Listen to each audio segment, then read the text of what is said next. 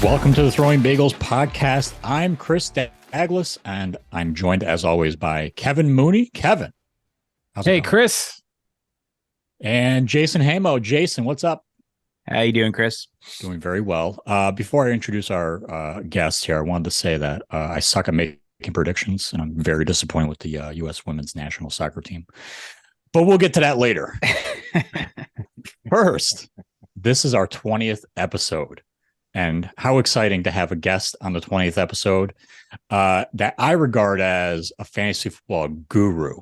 He is part of the 2 Point Stance Pod, the PFF on SiriusXM Fantasy Football Hustle, fantasy writer on Fighting Chance Fantasy, and has been nominated twice for Fantasy Football Article of the Year by the Fantasy Sports Writers Association.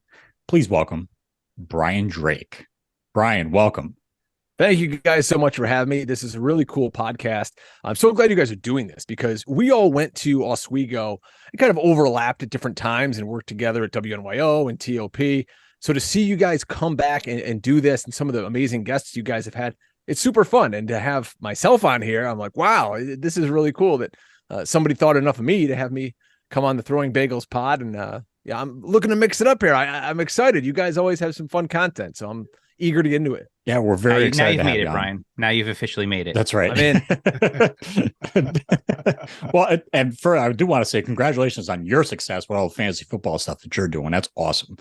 Thank you, man. Yeah, it's you know what it really was is I got to a point where I was just doing a sales career, and I always loved being on the radio, and I kind of dabbled in it here and there, but you guys know there's no money in it, and you're never going to get rich being on the radio or working in any aspect of radio. So I parlayed off and I went into sales. And then probably around 2016 or so, I'm like, you know what? I want to get into this. I want to start talking fantasy, and I start talking NFL, and I got hooked up with some guys, and, you know, we can get into the story later, but it's so easy nowadays because anybody can buy a microphone, can have a laptop, can put a show out on YouTube or any of the great podcast apps. And if you're interesting enough and you can make a few connections, you know, you can have a lot of fun with it and go some places. And I've been very lucky to connect with some great people along the way. And I've done shows now on SiriusXM for a few years. And I'm working with one of my heroes in the fantasy industry, John Hansen, the guru from fantasypoints.com. He's brought me in doing shows with him and his bunch of lads over there at Fantasy Points. And I'm even going out this very weekend. By the time you folks hear this, I'll be in Canton, Ohio at the Pro Football Hall of Fame for the Fantasy Football Expo, where I get to do a draft with the likes of Mike Clay and Brad Evans and every big name in the industry. I think Matthew Berry will even be out there. And little old Brian Drake from Oswego, New York, somehow has weaseled his way into this league. But there I am. Well, we can stay there though. What got you into fantasy football? Like what drove you there? You know, I just saw it as a niche that now is very overserved. But at that time, back in 2016, 2017, I just felt there wasn't a lot of personality in it. There was a lot of stat nerds and people who love fantasy football, and there's nothing wrong with that. But I mean, you guys know me, and kind of even the content that I was doing back at Oswego is you got to have a little flair to it. You got to have a personality. You got to be able to connect with, you know, kind of Joe Sixpack out there. And I thought as a host, I could bring something to the table. And that's sort of what I've done is I've become a host to some really smart analysts, guys like Dwayne McFarland, who now works with Matthew Berry at Fantasy Life, worked at Pro Football Focus for a long time. And I kind of tee these guys up. I'm, you know, they're my straight man. I kind of just, you know, mix it up a little bit and make sure I'm prepared. I'm the king of the segue, and I can crowbar in any ad read that I need to based off whatever they were just talking about. That's kind of become, you know, my little forte, my little niche in the business. But yeah, it's just, I loved it. It was, let's talk about niche while we're at it, because you guys have a great niche right here with talking Oswego State and some sports and a little nostalgia and all that fun stuff. But if you look at what connects out there in any sort of podcast, it really is the niche market. It's find people who are extremely passionate about that one thing. If you drill it down to, I want to talk about the Mets, I want to talk Rangers hockey, I want to talk MLS, and I like, you know, the New England Revolution. You can find people who are really passionate about that. They don't want the macro takes of the Stephen A. Smiths of the world and Colin Cowherd. But if you drill it down to that level, I mean, that's where you can really make a following. And fantasy football and kind of some of the stuff that I was doing with Dwayne and now Joe Dolan and John Hansen is kind of served us well. So how did you connect with Dwayne McFarland and start the podcast? All through Twitter. I'll never call it X. That's the dumbest thing ever. We can talk branding for days here. But so I got into Twitter, and how I got started in fantasy is a guy I was following, my good friend now, Ryan Hallam, who was running Fighting Chance Fantasy, put out a thing. Hey, Steve Gardner of USA Today. You guys might know him. He's a big sports writer for them. Dropped out of a mock draft they were doing or whatever, beginning of the season. He's like, I need somebody. This draft kicks off in like 5 minutes. Who's in? I just happened to be on my phone, saw it at that second, sent him a DM, said, I'll do it. And he thought I was a sports writer or whatever because I responded to it. And so I got in the draft, and afterwards I did a little write-up for him. And he's like, who do you work for? I'm like, nobody. I've never done this before. Like, what are you talking about? We let you in this draft? So I started writing for Fighting Chance, and it's a free site that just kind of gives writers their shot to make it into the fantasy business. You can make as many articles or as few articles as you want. It really is your playground. We've had a lot of folks go on from there to, RotoWire and Pro Football Focus and Establish the Run and all these different great sites. So I started working for those guys, and I was like, I really want a podcast. I got the equipment, and I saw this guy, Dwayne, on Twitter. He had no followers. He was just some nerd spewing stats into, the echo chamber that is Twitter. So I hit him up. Hey, man, you got some good stuff. You want to come on the show with me? He's like, yeah, I'll come on with you. All right. He had like 100 followers at this point. Today, he's got like 75,000. Oh. And we start doing the show. And every week I was going to have a new fantasy analyst on with me. And Ryan goes, no. He goes, this is the show. It was you and him. That's the show. So do it again. So we started doing it again and again, and we did it for 5 years. And then he got hired away by Matthew Berry. He called me one day, goes, dude, you're not going to believe this. It's like Matthew Berry wants to hire me to do this thing. I'm like, hell yeah, man. Like, go, follow your dream. Do what you want to do. So he did that. I got picked up with the good folks at Fantasy Points, where I'm doing my stuff there. And yeah, the rest is kind of history. I'm not going to do the PFF Sirius XM show this year, much to my wife's delight, because that took every weekend, every Sunday. I'm sitting in my basement watching multiple televisions, and then I have to do a show for the masses that was 7 to 9 Eastern. And it took a lot out of you. I mean, you guys are radio guys. You've been in it for a long time. Talking by yourself for 2 hours. That's very hard. Is taxing. Yeah. So thank God the first half an hour, there were still games on. I could just do live play-by-play. It's like, all right, Mahomes is the 5-yard line. And you're talking fantasy terms and all this, but it's a fun gig. I don't know how much longer I can do it, how much farther I can take it, because there's so much technology that's breaking every day. And there's so many things you need to keep up on, so many new apps and platforms. And I don't know, I'm old and I'm just not great at it. Like, I just did my first TikTok the other day. I'm like, I'm never going to do this TikTok, because TikTok as an app is very flawed. It doesn't have a good landing page. You open it up and it's just like, people in your face screaming left and right. I'm like, this isn't for me. I don't want to do this. Like, how do you search something? And then I said, all right, well, everybody and their mother's on TikTok. I might as well start putting out some content. So I had one of the guys at Fantasy Points. He edited some of my videos for me. I could put them up, make it look like they were very sharp. And now I look very professional. But it really does take a village. As a bunch of guys who worked behind the scenes here, I know you need great production behind you to look good. No question about it. And, I can never say thank you enough to the people along the way who have helped me with graphics, with editing, with audio, you name it. And it really does take a village. As someone that has struggled with Instagram, I am proud of you for getting on the TikTok. All right. Yeah. You know what it was? I was at a amusement park, and I was waiting there in line with my kids, and you just look around. What's everybody doing? And everyone's on their phone, and it's TikTok, it's Instagram. I love Twitter just because I'm an old journalism dork, and that's what is a huge news breaking journalism app is Twitter. Mm-hmm. But kids aren't on Twitter. there's still, if you want to reach the masses, really, you can do it on Facebook. There's so many people that are still every day on Facebook. If you want to reach, we talked about Joe Sixpack doing fantasy football. That guy is on Facebook for the most part. He's not on Twitter. If he is, he probably got ran off for his, January 6th comments or something. So who knows? You got to just kind of fish where the fish are, I guess. So when you joined that fantasy football league and they realized that you were just some schmuck that was, not never done anything, right? You're like, well, I worked at Oswego State University, but like, what did you like? They eventually were just like, all right, whatever, and they just kind of kept you along, and that was it. Like they didn't think anything twice about it, really.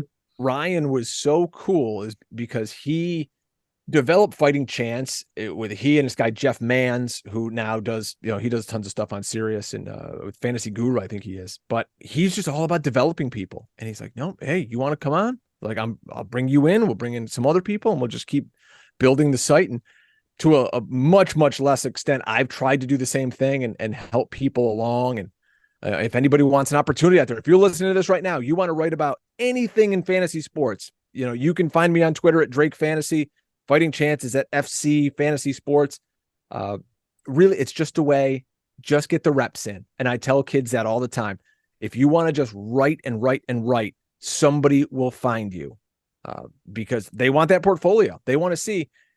Any employer out there wants to know that, anybody can do it once. But if I'm going to hire you to do a waiver wire article for me for 18 weeks of the NFL season, I want to make sure that you can do it. You don't get burned out by week 4 because so many people do. The NFL is a grind. As soon as Sunday ends, you think, oh, okay, the week's over. Well, there's the Monday night game still. Then, now it's the waiver wire column on Tuesday. Well, Wednesday, people want the next week's projections already up. And then, the start sit articles, and there's injuries, and you're adjusting the rankings and whatever other content you have. And there's gambling. I was doing this prop service last year, doing videos for these guys. And all of a sudden you look up after a second, you go, oh my God, it's like week 8. I thought the season started yesterday. So it really is a grind. But if you want to get into it, hit me up. We'll put you to work. We're not going to pay you. Trust me. They don't pay me over there, but we'll get you exposure for sure. It sounds like the couple of keys to success, whether it's podcasting or journalism, like writing for fantasy football or really any of it, it's to be consistent and to do your homework. And clearly you've done that. And when you were talking about hosting the 2-hour show, one thing that came to my mind was I used to host a 3-hour morning show on a local radio. And I was interviewing somebody and they said, boy, it must be nice to just work 3 hours a day. Jump through the mic and strangle them. There's a lot of work that goes on behind that 1,000-word article or that 2-hour show, isn't there? No question about it. You've got to know so much because this was a national show where you'd have callers call in. You don't know where they're going to take the show. They don't know where I was going to take the show at the time, but you've got to know so much about all these teams, and you don't need to be in depth. Like I think maybe Bob Costas mentioned that. It's like, you just got to know a little bit about a lot. Mm-hmm. So you could ask me about any team in the NFL. I could give you the elevator speech about their fantasy, prognosis for 2023. I'm not going to get into, the Seahawks backup right tackle battle in camp or whatever, because nobody cares, but just know enough to be interesting. And in radio and media today, I think that's a big key is you've got to be interesting because there's so many things battling for your attention. Right. So going back to what you mentioned is you want to break into anything. You want to just be a content creator doing funny stuff on Instagram. I don't care. There's a million people that are doing that these days, right? You've got to be professional. You've got to look the part. And I made sure of that when we started our podcast. I hired a guy by the name of John Gay, who I think you guys know, who is a former DJ, now does a podcasting consulting firm. And I went to him. I said, I want you to do my imaging, make it sound good. I went to my buddy, Jeremy Caro, who is the creative director of SNY for the New York Mets. And I go, can you make me these like cartoon motion graphics? It looks like a professional show when it opens up. The viewer has no idea we're 2 schmucks in our basement who are literally just starting, but we look like a real show. So if you look real and you sound real, people will buy it. and then be your own fan. Be your number one cheerleader. Nobody cares about your show besides you. You guys know this with, Throwing Bagels. No one's going to be your biggest supporter outside of you three. So if you want to make anything happen, it's you knocking on doors, sending the show to people, copying the link, putting it into 1,000 different, forums, wherever you can find, for this is Oswego. But I would go into just random forums for fantasy football. Hey, here's the link for this. Here's this. Oh, if it's a Raiders forum, we were talking about Devontae Adams. Hey, check this out. These guys are talking about Devontae Adams. It's me, and put the link. You never know. If you can convert 5 of those people from the 200 links you spammed out, that's going to keep building. So just believe in yourself. And, there a stat where most podcasts don't make 20 episodes? Like, you guys are 20. Congratulations. 90% of podcasts never make it to 20 episodes. Yep. They realize, oh, wait, no one's listening, or I ran out of topics, or I don't have time. And so it's tough. So kudos to you guys. Barely anyone listens to us, but we got topics to talk about, so we're good. Hell yeah. There's always content. Always content. We're just talking to ourselves half the time. It's okay. We're okay with that. Nothing wrong with that. Let's dive into fantasy football itself. So, Brian, let's say someone like me who's never done fantasy football, or maybe someone who hasn't done it for several years. What are some of the top strategies you can recommend to put together a good fantasy football team? First, go to fantasypoints.com and sign up, because I'm a company man. We got cheat sheets and everything over there. But really, keep it simple, all right? A lot of guys have crazy strategies, and I'm going to draft 5 wide receivers, and then I'm going to listen, draft good players.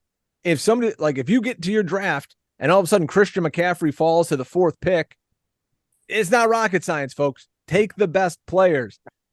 Don't take too many players from your favorite team. A lot of guys go, hey, I'm a Giants fan. Fantasy's supposed to be fun. No, it's not. Fantasy's about winning and crushing your friends' souls. That's what fantasy's about. So don't get bogged down. I'm an Eagles fan. I rarely ever have Eagles on my team. Just because, number one, I know a lot about the team. So like this year, I'm not going to draft any of these Eagles running backs, but I would sure as heck take Jalen Hurts. Take good players. Have fun. Don't go too off the board early. If you're in a draft, here's a little hint for you.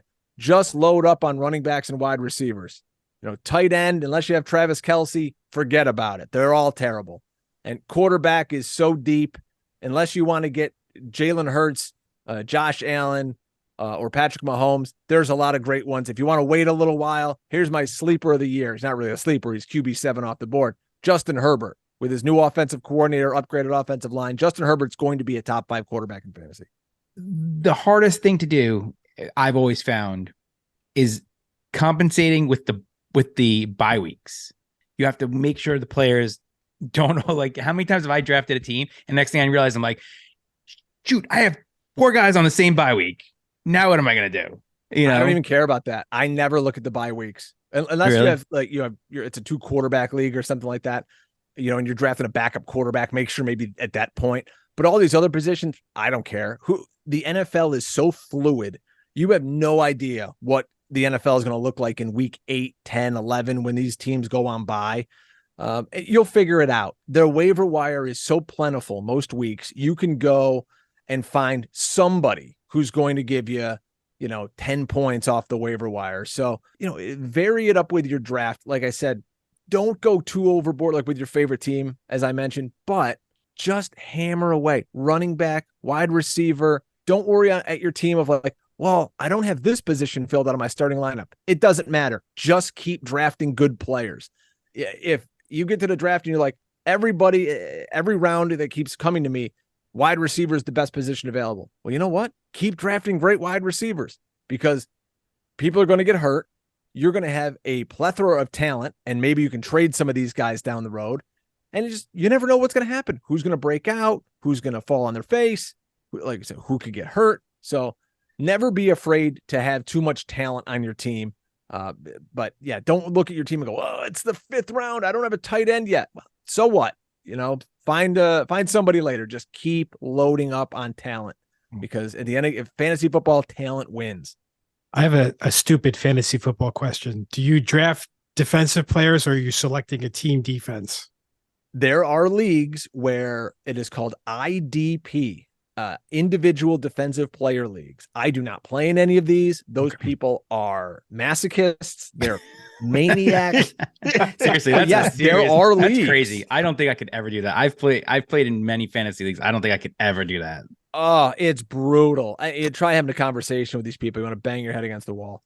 And they're like, all right, well, this inside linebacker is going to lead the team in tackles. And then this, box safety. I don't care. You know what I like? DeAndre Hopkins is going to catch 15 touchdowns. That's what I want to talk about. But for the most part, Kev, yeah, you're drafting a team defense. So say you draft, the Buffalo Bills, you're going to get points for their sacks, their interceptions. If they happen to score a touchdown, that's great. Really in fantasy for defense, you want teams that sack the quarterback a lot and can get a lot of turnovers, interceptions. So what teams are great at that? Teams that often have the lead, teams with high-powered offenses. Like Kansas City is always a great fantasy defense. Nobody ever wants to talk about them. Why? Kansas City always has the lead in the second half. The defense pins its ears back, and they're always coming after the quarterback in a pass rush, which creates fumbles, interceptions, chances for pick sixes. You don't want some team, their offense is kind of middling and all that. But it'll be fascinating with the Jets this year. Their defense is lights out, and their offense should be miles ahead of where it was last year. Let's break it down a little bit. Top players at each position. So who are your top players at quarterback, running back, wide receiver, tight end? Sure. So at quarterback, the top players quarterback's so deep, are the guys who run a little bit. So you're going to get the Josh Allen. You're going to get Jalen Hurts. Those guys were fantastic. Patrick Mahomes last year, I believe he was number 1 in fantasy points per game. So those guys are always going to be great, but it's so deep. There's 32 teams in the NFL. Probably 20 to 25 are very viable fantasy assets. So you can wait in your draft and, Joe Burrow is going to go off the board early, but then you get to guys like I was talking about. Justin Herbert's going to be great. Daniel Jones last year was a top 12 fantasy quarterback because Danny Dimes runs. Now he's got Darren Waller. He's got Jalen Hyatt, people to actually throw to this year. Daniel Jones will be very good for fantasy. Nobody wants to draft Brock Purdy. Brock Purdy's ADP, which is average draft position, is like double-digit rounds. You can get Brock Purdy in like the 16th round of the drafts. Every game he played last year, except the NFC Championship game, he threw 2 touchdown passes. He has an incredible team around him. Nobody wants to touch Brock Purdy. So if you want to wait in your drafts, I'm totally fine with that. You can get Tua. You can get Dak. Like I said, Daniel Jones. How about Aaron Rodgers? Aaron Rodgers with Garrett Wilson and with every guy he brought over from Green Bay in a U-Haul truck to play wide receiver for the Jets.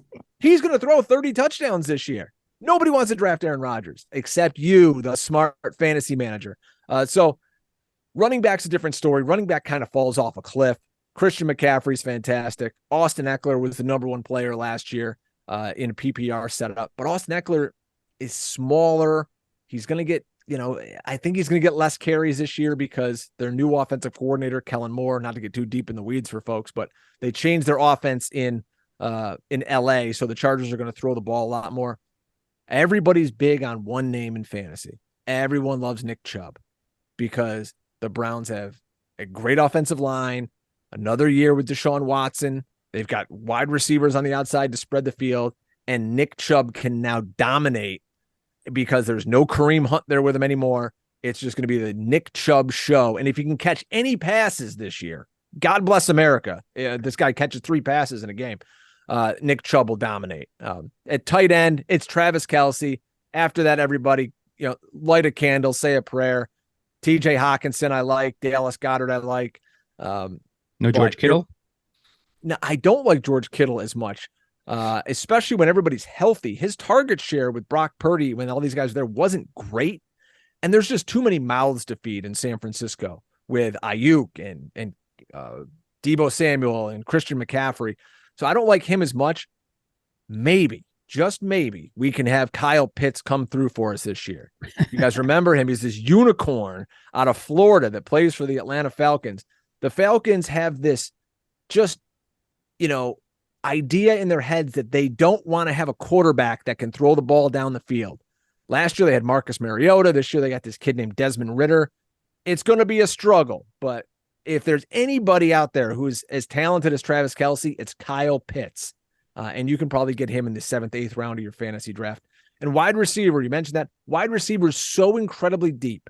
There's a billion great wide receivers because it's a passing league now, folks. Mm-hmm. You just look in the first round of drafts when you've taken Justin Jefferson, Jamar Chase, even Garrett Wilson sneaking into the first round, Stephon Diggs, A.J. Brown. It goes on and on and on at wide receiver. So just what I like having a balanced approach in my drafts. So through the first 4 rounds, maybe I want to have, I always want to have a running back. Maybe then you get a receiver or 2 if you mix in a quarterback there, but you'll never run out of great wide receivers early in your draft. I feel like Cooper Kupp is kind of falling a little bit. Like he's been an amazing receiver for quite a few years already. But everything I've heard people talk about, like I don't hear them talking about him as much. Like I feel like he's kind of like becoming somewhat under the radar, even though he's a top-notch receiver. Yeah, he still has a first-round ADP. He's got a hamstring injury right now, so people are a little wary of that. I did a video a few weeks back where I told people they should draft Cooper Kupp number 1 overall. Before he got injured last year, I think that was week 10 or 11, he was the number 1 wide receiver in fantasy football. His target share is so far and away anyone else in fantasy football or just the NFL. I mean, look at that Rams team. They have no one. It's Matthew Stafford. It's Cooper Kupp, Cam Akers. I mean, go ask people on the street. Go to the bar tonight, folks, and go ask anybody. Name me 3 receivers on the Rams that aren't named Cooper Kupp. There is not a person in the bar that's going to come up with Puka Nacua and Ben Skoranek. I tell you that right now. You can make some money. Is there a Van Jefferson in there too? A Van Jefferson? Van Jefferson's going to be the second target there in LA. So I think Van Jefferson is a late sleeper in some of your drafts. Is not a bad name to have filed away in your cheat sheet. Same with their tight end, Tyler Higbee.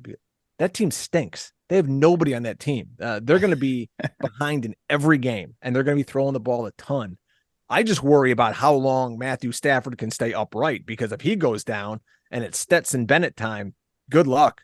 It's funny you mentioned Nick Chubb earlier, because I remember back in the last season I did fantasy because it was right pre-COVID, was 2019, and it was his rookie season. And I was like, I'm drafting him late. He's going to be my sleeper. No one's going to know about him. He's coming out of Georgia. And I was like, him and Rashad Penny. I was like, those are my 2 guys. I'm going to take them. And I took Chubb, and he literally did nothing for like the first 3 to 4 weeks, right? Nothing. So I ended up having to drop him because I needed space on my roster. And of course, he then goes off like 2 weeks later, and that was the end of it. That was the end of the story. Next thing you know, he's become the runner that he is. And I was like, son of a, I have a great story just like that about Odell Beckham. So I knew about OBJ as a rookie. If you're a Giants fan or anybody, you probably knew, hey, the Giants have this kid, but Odell Beckham didn't play his first few games of his rookie year. I think he had an injury or something was going on with him. Yep. I got him stashed on my bench. I'm like, all right, I got this kid. He's going to be the guy when he comes around. But me thinking way too much about things, I knew my kicker was going on bye. See these darn bye weeks, Jason? I go, I'm going to drop Odell Beckham. I'm going to add this kicker right here, and then I'll scoop up Odell next week. No one's going to grab him after that. Whoops. That didn't happen because another guy in my league was a Giants fan, saw Bonehead Brian drop Odell Beckham, and then Beckham goes on and just blazes the rest of his rookie season and scores like 10 touchdowns or something. I would have won the championship going away, but nope. Had to add Brandon McManus to the roster, who probably scored 4 points that week for me. So might as well go without a kicker.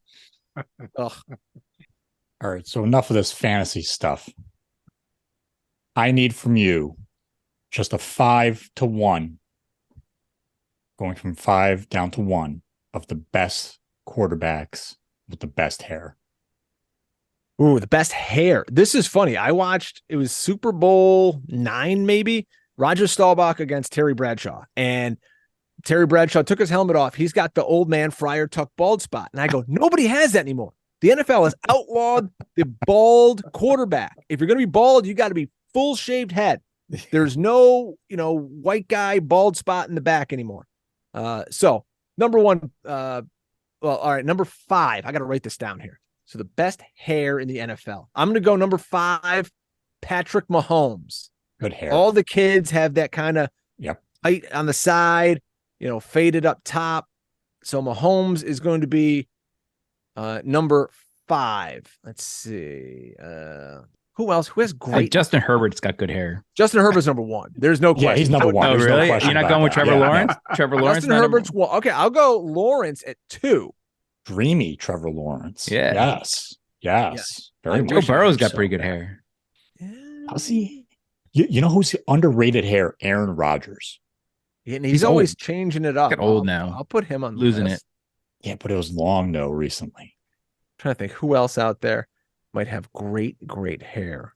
I don't know. Maybe this. Leave a question in the comments here, folks. Yeah, absolutely. And email into the show who you think's got some of the best hair. Tua's got some good hair. You know who is? He's got that Jimmy Polynesian Garoppolo. hair. Garoppolo has. He's so dreamy. Yeah. Wonderful hair. Yeah, Jimmy Garoppolo looks unbelievable out there. I mean, this guy's a movie star. That's right. He'll be on the bench by week 10 anyway. So. He's like, Let's be what do hurt. I care? He'll be Hang hurt. out in Vegas. It's so true. It makes me just so mad that Oswego didn't have a football team that I could hold the clipboard for. I've been the kicker. I'd been totally fine with that. What a difference our college experience would have been if Oswego had a football team versus just going up and watching hockey. Nothing against hockey. I mean, Mooney, you called 1,000 Oswego hockey games, but you guys were very much into it. I was never a hockey guy, so I didn't care. I would have loved football. Man, that would have been a whole different experience. They could have had some really cool uniforms too. I could just envision, the hell they would have screwed it up. They would have had like an ugly green and yellow, just a big O on the helmet or something. Yeah. But you could have the anchor and you could make this thing look pretty sharp these days. Yes. Well, back when we were in school, we wouldn't have had it. It wouldn't have been as fancy. Like nowadays, you would make it really cool with some nice graphic arts. But when we were in school, it would have been just like hideous looking, like an anchor on the helmet, just like an ugly looking anchor. You know what I mean? I went to the gift shop at the ice arena just over the alumni weekend that we had for my fraternity a few weeks back. And I couldn't believe the amount of cool stuff they had in there. Under Armour and all this stuff. I'm like, wow, this is really nice gear. So I picked up some stuff for myself and the wife and brought it on home. But back in the day, I mean, I didn't have any cool Oswego gear. It was like, hey, here's a green shirt with yellow, just Oswego printed across the front. Like very basic, yes. Yeah, like John Belushi would have worn it in Animal House. Yeah, it's so true. Now there's hockey jerseys and all kinds of stuff. It's crazy. Do you own an Oswego hockey jersey, Kevin? I own at least 6 of them. Wow. Yeah, I have one as well. I just have one though. I need to get myself one. I still don't have one, surprisingly. I've got a puck back here. When I took my kids up, we toured the arena. They gave me a puck that has like the logo. It says whatever year they won the national championship on it. It's like a game used puck. So that's cool. I have that. And they gave us a broken stick. So now my kids are like, oh, look at that. I'm like, what am I doing with this handle of this Easton stick? Like I just have in my basement. It doesn't even have a blade on it, but if anyone breaks into my house, I'll beat you with the shaft of this broken college kid stick. Some 38-year-old guy who flamed out of Canadian juniors who's now playing for Oswego. Well, since we're on that topic of Oswego, take us through your experience with working in the basement of Hewitt Union, working with the media centers, WTOP, WNYO. What was that experience like for you? It was great. And I wish I would have done so much more of it. I wish I would have paid attention in class, actually. Yeah, me too. I wish I would have written for the Oswegonian. I don't know why I didn't. I came into college and all I ever did was write for my high school newspaper, the Nightly News. Shout out to Henniger High School. And then I get to college and I stopped doing it. It made no sense to me. And looking back now, like why I didn't do that. But I was on WNYO. I loved the radio. I knew it was a very antiquated setup when Butch Charles had me cutting reel-to-reel tape in my radio production class. And I go, Butch, I work at it was WHEN at the time in Syracuse. I was like interning down there on the weekends. I'm like, we don't use this. And that station's 100 years old. They're not exactly, the forefront of media. I'm like, shouldn't we be learning about like editing on a computer or whatever? And they're like, nah, that'll never get anywhere. I'm like, I'm over at WRVO. I worked at WRVO, the NPR station, while I was a pledge for my fraternity. The best part about that is you could go into their little edit bays at Lanigan Hall, right? It was RVO, and you could just fall asleep because you're listening to Diane Rehm or God knows what the show is, All Things Considered on NPR.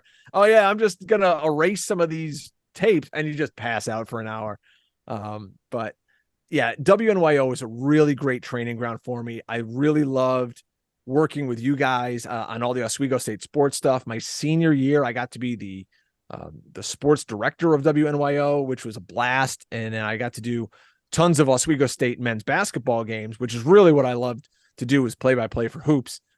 That was really fun. And my baby up at Oswego was this wrestling show that by the end of it, we talked no wrestling at all. It was called Off the Ropes. And we had, I mean, Kevin, I think at one point you might have been in charge of this. And how we didn't get thrown off the air and that station just burned to the ground is beyond me. But we were doing Howard Stern meets, WWE Raw every Tuesday night at 9. And this cast of characters that I would have come in and work on the show with me was just obscene. I had this guy, Corey the King Costello, if you remember Corey. Yes.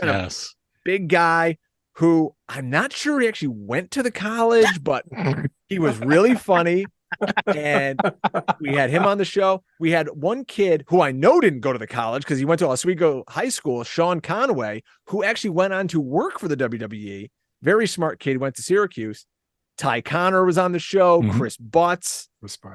And then, the cast of characters we would have roll in, like Dan Mount, who Dan, I love you. God, we tormented you so much on that show. My buddy Brian Dwyer, and just so many guys that came on for Off the Ropes. But we did have real wrestlers on. We had folks like $1 Million Man, Ted DiBiase, Tatanka, Legion of Doom. All these guys came on the show. Wow. And we actually went to real events. We went to WrestleMania.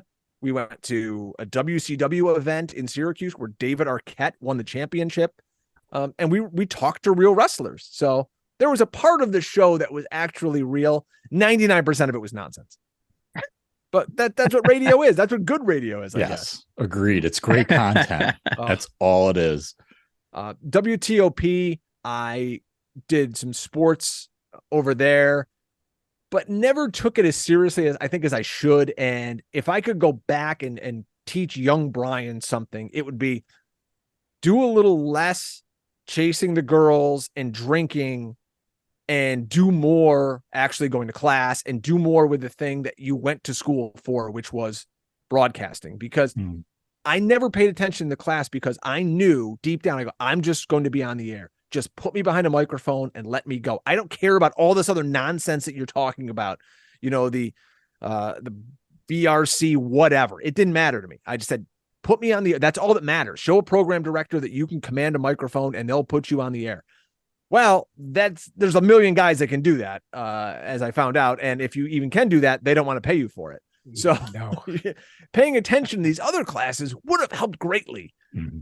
But, it is what it is. But Oswego was such a special place. I met my wife there, met so many of my great friends at Oswego. And I still see a ton of them in my fraternity. I was just up at Oswego this past weekend playing golf at Battle Island and took a spin around the campus. So Oswego's a great place. And I'm so happy for the kids now that they can really work on high-end equipment at whatever they call the student center these days. What is the name of it? The Mariano Ice Arena or something? Student Center? Yeah, Marano Campus Center or something like that. Yeah, something like that. Or did they rename it after Deb Stanley? I don't know. I think they renamed the Ice Arena. I think the Ice Arena is named after her because they call it, because I hear people say like the game is at the Deb or something like that. Oh man. And I always remember, Kevin, you and Hamo would call the games all the time. That was like your thing, was you two calling a bazillion games together. And I'll never forget, because I would sit in the studio and do the studio for you guys all the time. And you would always, the Golden Romney Fieldhouse is how you would introduce games up there. You guys have to have some amazing stories of the road trips and going to Plattsburgh and Potsdam and places I would never want to go in a million years, but you guys make these trips every weekend. I mean, don't get me wrong, I would never go there without calling the games, but it was a lot of fun. I would say to Kevin a few times, I was like, they better not leave without us as we'd be dismantling the equipment from the arena. I'd be like, they're gonna forget about us and leave us here. The equipment, good Lord. Going to Radio Shack. And as I was the play-by-play guy for basketball, and I don't know, Chris, you might have done some games with me at this point. I think I did, yeah. And we would have, at the time, we thought this was high-end equipment. We would go to the Oswego Radio Shack and get a wireless microphone that we could then put on the air. Yep. And we thought we were, ESPN at this point. Meanwhile, we're running a 500-foot phone cord. That's right. Yes. Up the side of the bleachers, and we're using cassette tapes. I still have all the games, by the way. I have every Off the Ropes that I've ever done. And I have pretty much every game that I ever called for Oswego on cassette. And I had to go on eBay and buy a cassette player to listen to it. That was not cheap. You would think, it's like $10. Nobody listens to that. No, it was like $75. Wow. Yeah. You grew up, I believe, in Syracuse, correct? Yeah. Born and raised. Thought I was going to go to Newhouse until I saw the invoice. Yeah, exactly. And what brought you to Oswego besides the invoice of Syracuse? That was it. 100%. I went to a school in Syracuse, and they said, if you get it's called the Syracuse Challenge. A lot of cities have things like this, where if you have an 85 average and you get over 1,000 on your SATs, you're guaranteed admission to Syracuse with aid, all this stuff. Great. Me and my buddy Bill Leaf, we were going to go to Syracuse together. He ended up going, and I think you had Maria, his sister, on the show a few weeks back. And I know, Kevin, you're obviously very close with her. And Bill's like, I'm going to go. I'm going to do it. And we go to orientation. My father comes with me. We're on the Carrier Dome floor. Never called the JMA Wireless Dome. Still a Carrier Dome. And we're on the floor eating lunch. Mr. Drake, blah, blah, blah. This is, what you're going to do. We're touring the campus. Here, let's go to financial aid. They slide the paper in front of my dad. They go, all right, well, with the Syracuse Challenge, you're guaranteed loans for whatever student aid is not covered. My dad looks at this piece of paper. It says by the time I get out, I'll have like $150,000 in student loan debt. He looks at me. He goes, don't sign that. He's like, I ain't paying for this. I'm an auto mechanic. So for whatever reason, I knew I was crushed, but I knew it was the right idea. I knew, I'm like, I don't want to have this debt hanging over my head my entire life. No. Sight unseen, Oswego was just a fallback school. I never saw the campus in my life. I never saw Oswego's campus till the day I showed up. Never went to an orientation or anything.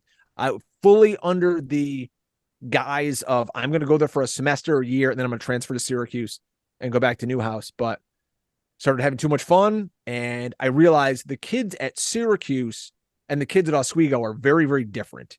And Bill experienced this in his 4 years there, where I'm a middle-class kid from Syracuse, New York. The people who go to Oswego are generally middle-class kids from Buffalo, Rochester, little downstate, wherever.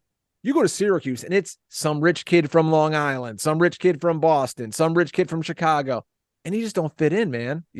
That's not who I am. So Oswego really fit me because those were kind of my people, man. I could fit in with them, and maybe some of the people listening to this are nodding their head right now, in their car, and they're going like, yeah, like I found that at Oswego. I found, people that were like me. And so, yeah, that's part of the reason I loved Oswego. But yeah, that's the only reason I went to Oswego, is because Syracuse is too damn expensive. You were very close with Bill. Just such a tragic event when, he was killed by the drunk driver. And I think, and Maria mentioned this, and I know you were a big part of it, of the kickball tournament that came after that, to help, honor Bill and also raise money for a scholarship in his name. And it really was a great concept of the kickball game, because that's one of Bill's last pieces that he did. Right. I think about it every now and again where if Bill were still around today, he would probably be at ESPN or he would be doing something, really big right now. No, I agree with that. And he was such a talented kid, way more talented than I ever was. And, I know he would be doing something great right now. He'd be working, for one of these companies and they'd be on TV. And if folks don't know the story, Bill was a local TV news reporter here in Syracuse. He did little TV, did radio, and he was my buddy forever. And in high school, we were the editors of our school newspaper and played Little League together. And the night he died, him and I and my now wife were out. It was the night before a Giants playoff game. He's like, hey, I'm going to go to WSYR because that's where he worked. And I'm going to use their high-speed internet connection to look up fantasy stuff and stuff on the Giants the next day and all that. And we're like, all right, cool. It's like, I don't know, what time was it? I don't know, a little after 12, maybe something like that. And so he goes, I'm like, all right, man, see you tomorrow later. And a guy who was a drunk driver was leaving Armory Square, downtown Syracuse, got on the highway going the wrong way and hit Bill head on and killed him instantly. So yeah, we did a kickball tournament to honor him for, we did what? 14 years or so. COVID kind of put the hex on that. But yeah, we had, I know you participated in the past and it was a fun event. We raised a lot of money. It's I give anybody out there who helps with a charitable organization a ton of credit because the first year is easy. Somebody passes away. Everybody, they're in on it. They want to help out and all that. As time goes on, it gets really difficult to keep any sort of memorial tournament, a golf tournament, whatever it is going. So, it was a grind by the end. And we just decided, you know what? We did it for 15 years. It's kind of run its course. And, he would have been proud of us and he would have said enough. Let's go to the bar and hang out or something. Well, before we get you out of here, this is a question that we ask all of our Oswego alumni when they come on the pod.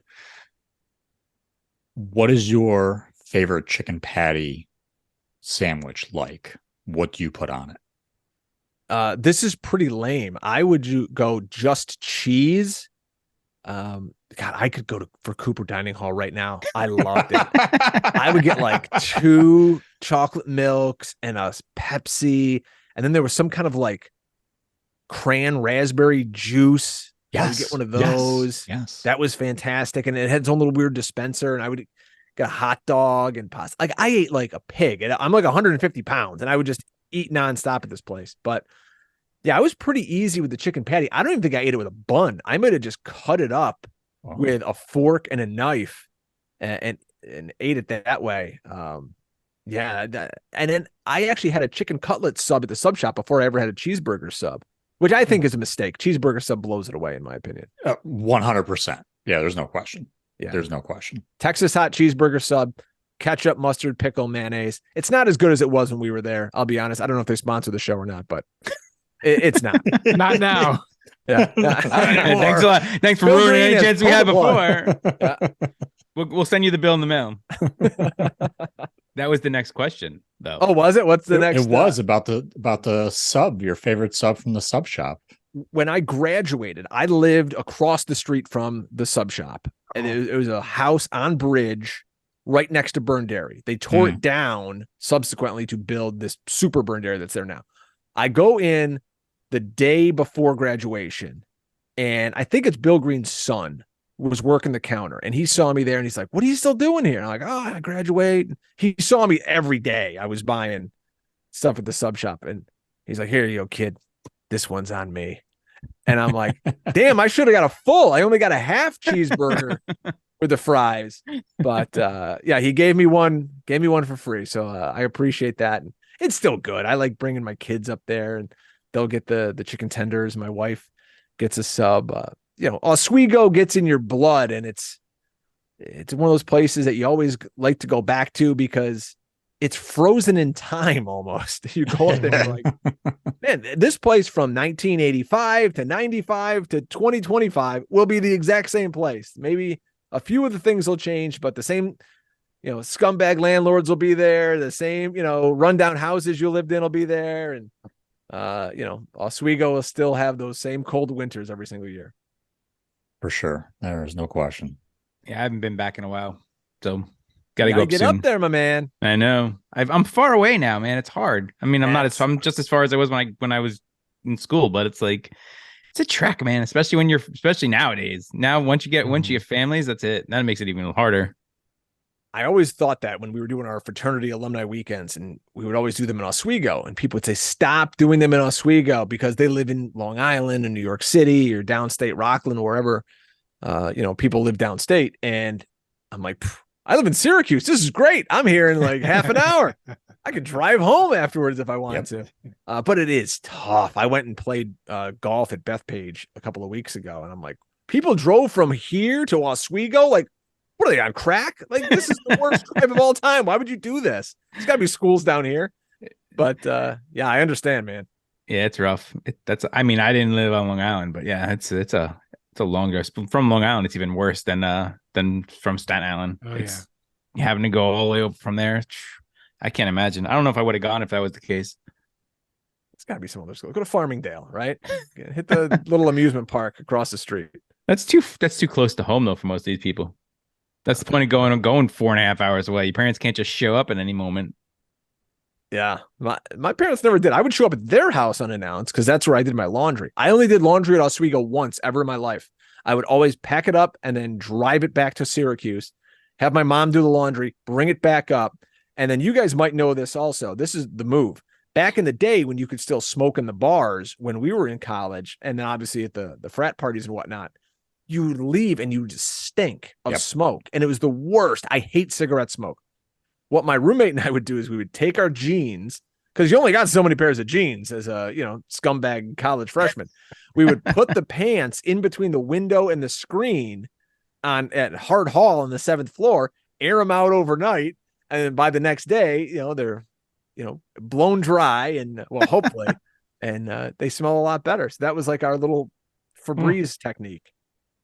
Little life hack. Febreze. Yeah. I'm not paying for the dryer in here. Get out of there.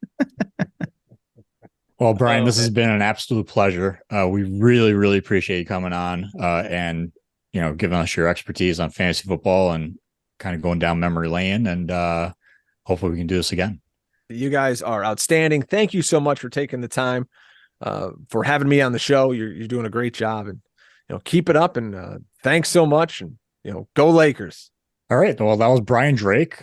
We appreciate Brian so much for coming on the pod. I mean, like we all said, he's a fantasy football guru. I mean, he gave you some great stuff there on what his thoughts are on the upcoming season. Do you guys play fantasy? I have not. Like I said, mentioned earlier, I actually have not played fantasy since pre-pandemic because I refused to do it in 2020, when there was that ridiculous season. And then I kind of lost my spot in a league, and I haven't been able to get in another one since. So I would totally do it, but I haven't been able to find a league to get into. The last time I played any semblance of fantasy football was the New York Daily News had some kind of like fantasy football like league or whatever, and you followed it through the paper. And Steve Young was the quarterback of the Niners. All right, so that's how long ago it was. Like mid-90s. Good Lord. 1994. Yes. Oh my! So goodness. It's been a while since it was like when you had to do it by hand. Yeah. They got the cards out, write it down, submit it. Yeah. 3 touchdowns times 6 plus. My running back's got 50 points. Okay. I'm gonna draft Rodney Hampton. Oh my God! 3 yards and a cloud of dust. Good Lord. Well, when we started tonight, I'd mentioned how bad I am at predicting things. I predicted the women would three-peat in the Women's World Cup, the U.S. women, and they did not come even close to three-peating. You're not the only one, Chris. You're not the only one. Yeah, who well, that. So let's talk about that for a minute. Can we criticize Vlatko Adanovsky here, the women's coach, because so the last 2 major tournaments, the Olympics and the World Cup, the team has only won 4 out of 10 matches. That's not what we expect and what the expectations are for the women's national team. His Is it selection 5 ties? Is it Yeah. 5 ties and Yeah. 1 loss? Is that what it is? Two, Or is it no, because 2 they losses? lost. Yeah, No, so they it's lost to 4 ties and 2 losses. No, because right? they lost to Canada in the final, and they lost to I think it was Sweden as well. They in lost the to Sweden. Olympics, or Was he the Japan? coach? It was He wasn't the coach of Sweden. I mean, he wasn't the coach of the U.S. when in the Olympics. You mean in the or Olympics? In the okay. Olympics, yes. Because yes, the last time they he lost was. to Sweden in the World Cup was before this run, Correct. and I forget who the coach was. Yeah, It was a I don't woman, remember either. right? It was Jill. God, Yeah. what her name was. I forget her name. But in Yeah, any I can't case, remember yes. her name. So he's lost like 3 or 4 games. I mean, it's not like he has been the greatest coach in the history of football. His team selection, questionable. Substitutions, terrible. Tactics, even worse than that. Why are you bringing 2 center backs to the World Cup and only playing one of them, and dropping early Julie Ertz into center back instead of having her as a defensive midfielder, who could have really helped out in the midfield, because the midfield was lost. There was no connection between the back and the front. You know, I still understand why he took Alex Morgan out, though. Alex Morgan had a terrible tournament. I get it, but I mean, She's not she had the a best couple player of good anymore. chances. She had a couple of good chances in that game. She was beating them over the top a lot. Yeah. Problem is, she was offside a bunch of those times, but she was beating them over the top. I mean, so was a bunch of their players up front. But like if she just stayed on side one of those times, I mean, easier said than done, obviously. Sure. But she was definitely I didn't think she played badly in that last game. And honestly, if you wanted someone to have to take a penalty kick, I feel like she's right up there. She was. I mean, I don't want to make excuses. She looked tired. You know, I mean, she just looked dogged. I mean, but, you know, on the other hand, like, if Musovic, the Swedish keeper, didn't make 11 ridiculous saves, we wouldn't even be having this conversation. No. The fact that they could not, one of those got past her. It's amazing. She made crazy saves. That crazy save on Haran, that ball that came through the box and just found her foot, and she made that save. And then there's that header by Morgan that she saved. The one that actually she didn't make the save. It hit the it's Haran's header off the crossbar. Yeah. Like inches from going in the net. Like there was the team just had a lot of bad luck in that game. It was just unlucky. Yeah, it was just unlucky. It really was. Like you ran into a super hot goalie. You got a few bad bounces, including the winning penalty kick. Yep. You know, right. I mean, millimeters. How crazy is that? Technology is amazing. I can't even believe that was in. I can't believe it. And then all of that combined with an inadequate coach that had, I mean, and I heard this analogy earlier today, that had all the ingredients, but just didn't have a good cook to make a good meal. Okay, I think that'll do it for this edition of Throwing Bagels. Another fantastic podcast with a great guest. Thanks again to Brian Drake for joining us.